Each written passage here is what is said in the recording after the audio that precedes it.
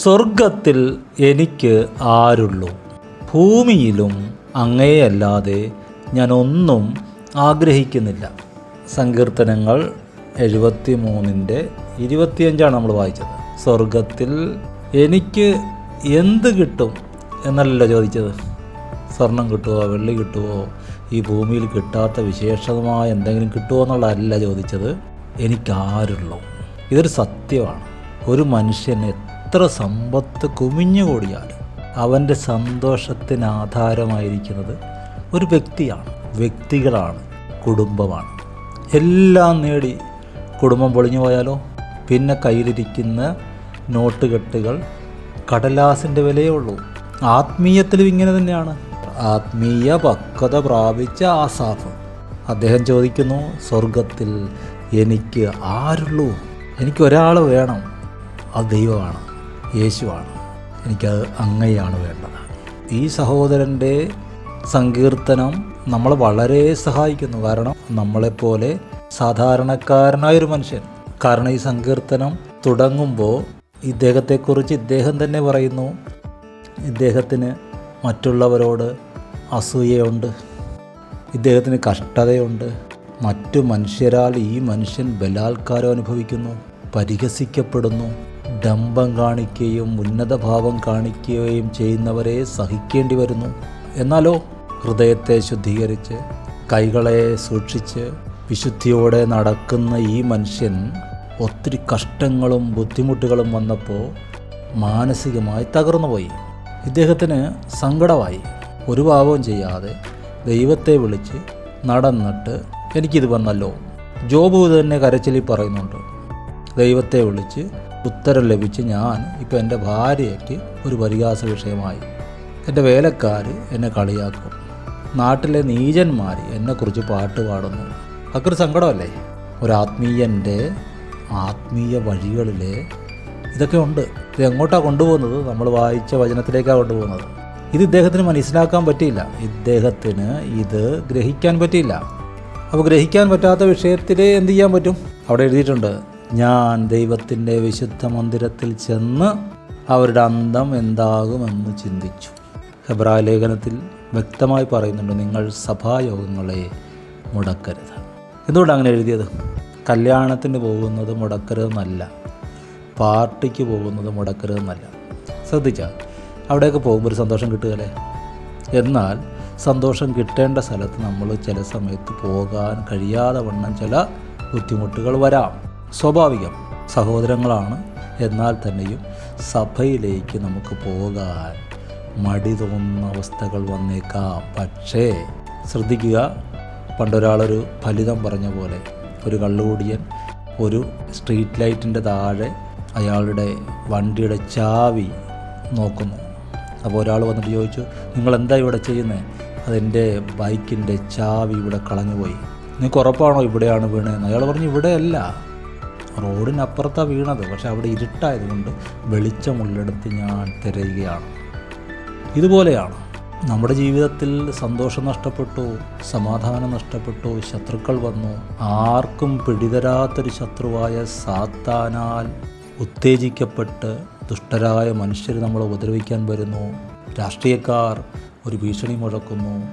അവിടെയൊക്കെ നമ്മളെ സഹായിക്കാൻ പറ്റുന്ന സ്ഥലം, എല്ലാത്തിനും മറുപടിയുള്ളൊരു സ്ഥലം ദൈവസഭ. അവിടേക്ക് പോകണം. അപ്പോൾ ചോദിക്കുക, ആ ബുദ്ധിമുട്ടുകൾ കഷ്ടപ്പെടും, അതിനെ അവഗണിക്കണം.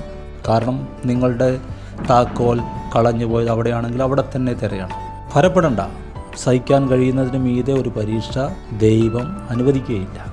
ഡംഭം കാണിക്കുന്നവരോട്, അഹങ്കാരം കാണിക്കുന്നവരോട് നിങ്ങൾ ഡംഭം കാണിക്കരുതെന്ന് പറയാൻ, നിങ്ങളുടെ കൊമ്പ് മേലോട്ടുയർത്തരുതെന്ന് പറയാൻ സഭയുടെ തലയായവനുണ്ട്.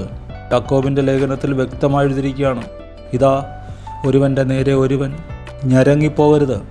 ന്യായാധിപതി വാദിക്ക നിൽക്കുന്നു. സഭായോഗം നടക്കുകയാണ്, വാദിക്ക ഒരുത്തൻ നിപ്പുണ്ട്, അത് ന്യായാധിപതിയാണ്. അന്തരംഗങ്ങളെ നോക്കിയിട്ട്, പ്രവൃത്തിയെ നോക്കിയിട്ട്, ആരാധന നോക്കിയിട്ട് ന്യായം വിധിക്കാൻ ന്യായാധിപതി വാദിക്കൽ നിൽക്കുന്നു. ഒരുവൻ്റെ നേരെ ഒരുവൻ ഞരങ്ങിപ്പോകരുത്.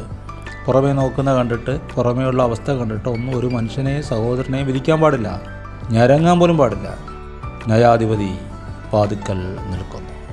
അപ്പോൾ അദ്ദേഹം നോക്കിക്കോളും. ഇദ്ദേഹം വിശുദ്ധ മന്ദിരത്തിൽ ചെന്ന് അവരുടെ അന്തം എന്താകുമെന്ന് ചിന്തിച്ചു. അപ്പോഴാണ് ഇദ്ദേഹത്തിന് മനസ്സിലായത്, ഞാൻ ഭാഗ്യവാനാണ്, ഞാൻ പൊട്ടനായിരുന്നു, ഒന്നും അറിയാത്തവനായിരുന്നു, അങ്ങയുടെ മുമ്പിൽ മൃഗത്തെ പോലെയായിരുന്നു. പക്ഷേ എന്നിട്ടും ഞാൻ എപ്പോഴും അങ്ങയുടെ അടുക്കലിരിക്കുന്നു, എന്നിട്ടും എപ്പോഴും അങ്ങയുടെ അടുക്കൽ ഇരിക്കുന്നു. ഞാൻ കർത്താവിൻ്റെ അടുക്കലാണ് നമ്മളിരിക്കുന്നത്. സഭയിൽ വന്നാൽ അങ്ങനെ ഒരു ഗുണമുണ്ട്. ദൈവസാന്നിധ്യം അനുഭവിക്കാനും പിന്മാറ്റത്തിൽ നിന്ന് മടങ്ങി വരാനും മറ്റ് പ്രധാനപ്പെട്ട വിഷയങ്ങൾക്കെല്ലാത്തിനും ശീഘ്രത്തിൽ വിടുതൽ കിട്ടാനുമുള്ളൊരു സ്ഥലമാണ് ദൈവസഭ. ദൈവം വെച്ചിരിക്കുന്നൊരു വ്യവസ്ഥയാണ്.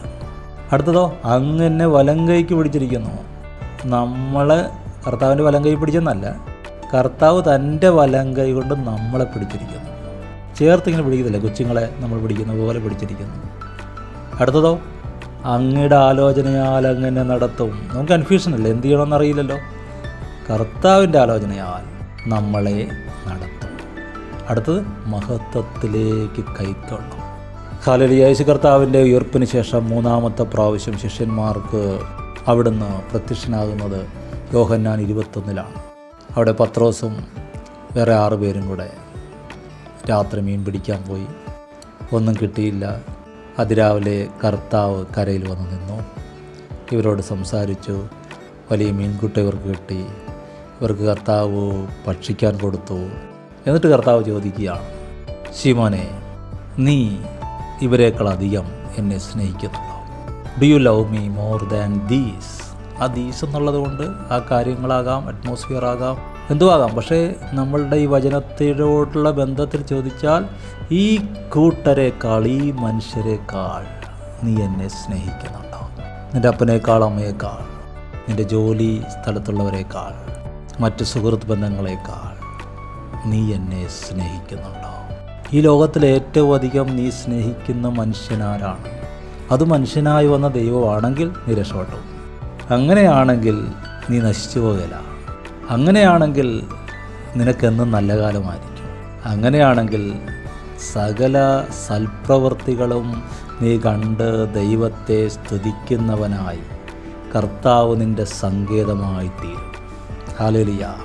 കർത്താവെന്ന അത്ഭുതം, മനുഷ്യനായി വന്ന ദൈവമെന്ന അത്ഭുതം, മനുഷ്യനോട് കൂട്ടായ്മ ആചരിക്കാൻ മനുഷ്യരൂപമെടുത്തു വന്നവൻ, അവനെ അറിയാതെ പോയാൽ, അവനെ ഏറ്റവും അധികം സ്നേഹിക്കാതെ പോയാൽ അതാണ് ഏറ്റവും വലിയ അബദ്ധം.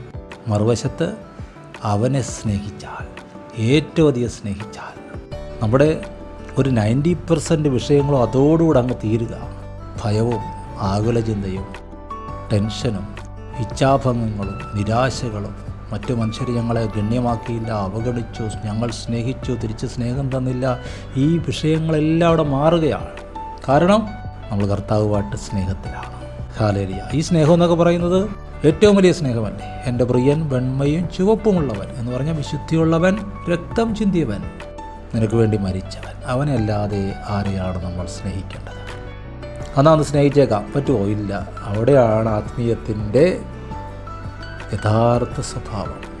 നമുക്ക് കർത്താവിനെ സ്നേഹിക്കണമെങ്കിലോ പരിശുദ്ധാത്മാവ് നമ്മളെ സഹായിക്കണം. അതുകൊണ്ടാണ് മത്തായി 6 നമ്മൾ കാണുന്നത് ഉപവസിക്കുന്നതിനെക്കുറിച്ച്, പ്രാർത്ഥിക്കുന്നതിനെക്കുറിച്ച്, ഓഫറിങ് കൊടുക്കുന്നതിനെക്കുറിച്ചൊക്കെ അവിടെ എഴുതിയിരിക്കുന്നത്. അതൊക്കെ ഒരു മാർഗമാണ്. ആ മാർഗത്തിലൂടെ നമ്മൾ ഫിസിക്കലായിട്ട് ചില കാര്യങ്ങൾ ചെയ്ത് അടുത്തടുത്ത് വരുമ്പോൾ പരിശുദ്ധാത്മാവ് ആ കറക്റ്റ് ട്രാക്കിലേക്ക് നമ്മളെ കൊണ്ടുവരും. അദ്ദേഹം നമ്മളെ സഹായിക്കും കർത്താവിനെ സ്നേഹിക്കാൻ, ഏറ്റവും അധികമായി സ്നേഹിക്കാൻ. കർത്താവ് എല്ലാവരെയും സമർത്ഥമായി അനുഗ്രഹിക്കട്ടെ, കൃപ നൽകട്ടെ. 73:1 പറഞ്ഞ പോലെ ദൈവം ഇസ്രായേലിന് നിർമ്മല ഹൃദയമുള്ളവർക്ക് തന്നെ നല്ലവനാകുന്നു നിശ്ചയം. ദൈവം നിർമ്മലമായൊരു ഹൃദയം നൽകട്ടെ. ക്രിസ്തുവിനെ ഏകാഗ്രതയോടും നിർമ്മലതയോടും കൂടെ സ്നേഹിക്കുവാൻ കൃപ നൽകട്ടെ. ദൈവം നിങ്ങൾക്ക് നല്ലവനായിരിക്കട്ടെ, നന്മ ചെയ്യട്ടെ. അനുഗ്രഹിക്കുന്നു, പ്രാർത്ഥിക്കുന്നു. ആമേൻ.